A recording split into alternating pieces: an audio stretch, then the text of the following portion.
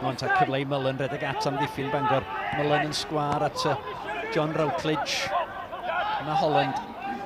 Holland codi'r bel a Draper. Draper! Y blaenwr mawr, mor agos at gyrraedd y cant. Wilson. At Rittenberg. Gorchymyn I ddal y bel. Mi nath o hynny'n gelfydd. Hewitt lledu'r bel at Luke Wall. Pas Gampus. O Wall. A Taylor Fletcher yn sgwar. Wall yn mynd amdani o fi o Wall yn hunanol. Holmes. Codi'r bel I lwybr Rittenberg o'r sodriad. Ceisio canfod yr hediad gan Gossett. Holland.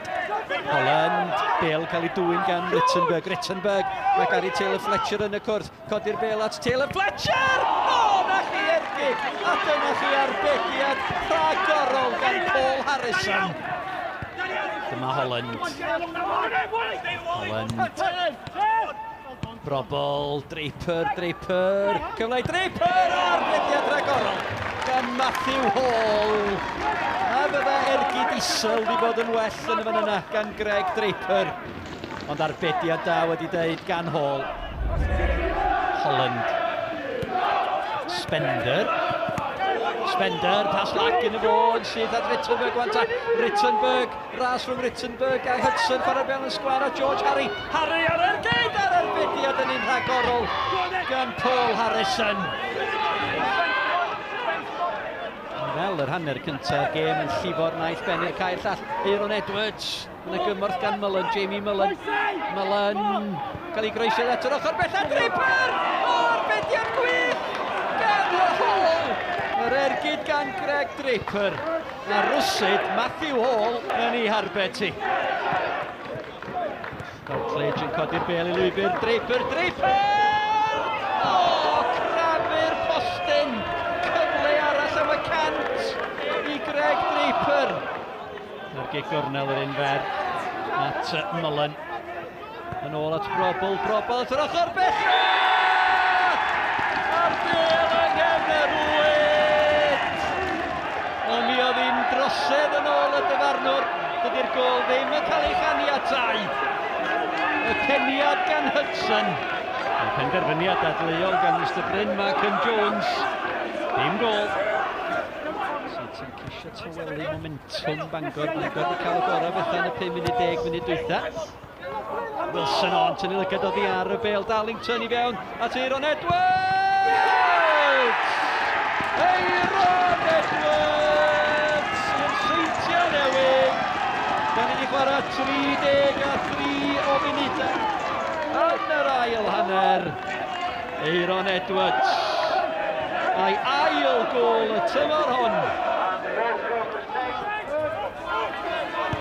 Ond yma le gan Gito Williams. Lle ar ochr bella hefyd gan Danny Holmes. Ond chi bas hyfryd yn rhyddhau Holmes yn y le yn y canol. Mae Rittenberg yn y canol. Croesiodd at y post yn pella! O'r arbediad yn rhagorol! Ac unwaith eto Luke Wall! Yn union i'r sgôr I Bangor. Arbediad rhagorol gan Harrison.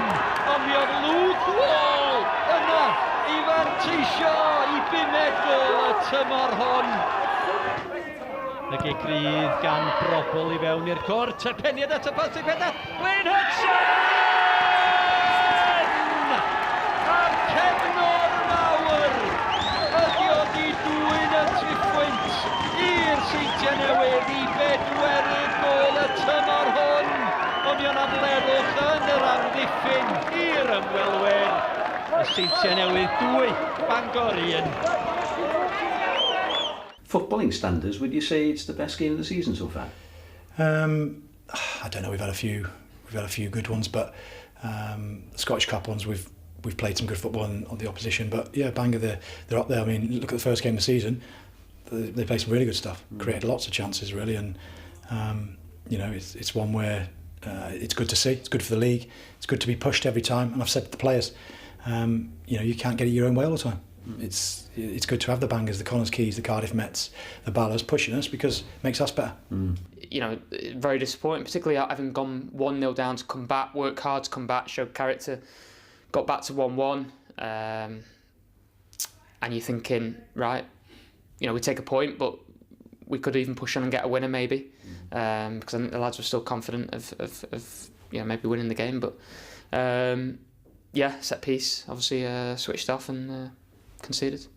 Yeah, we're a few points clear now, and we'll keep going and keep churning out these results. A little bit of a break now because of the League Cup final, and then obviously the Welsh Cup.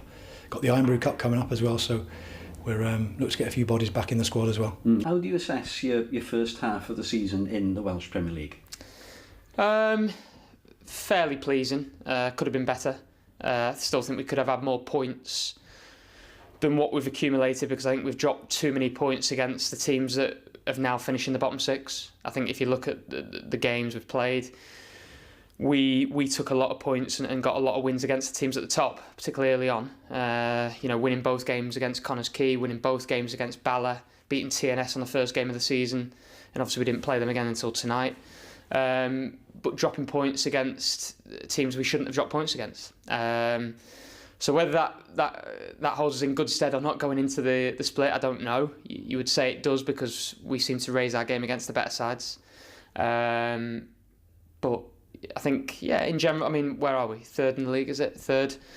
It's very tight still at the top. Obviously, TNS have got a big gap now in terms of the lead, but that's not unusual in previous seasons. So there's no real surprise there. And I think everyone else is probably playing for second.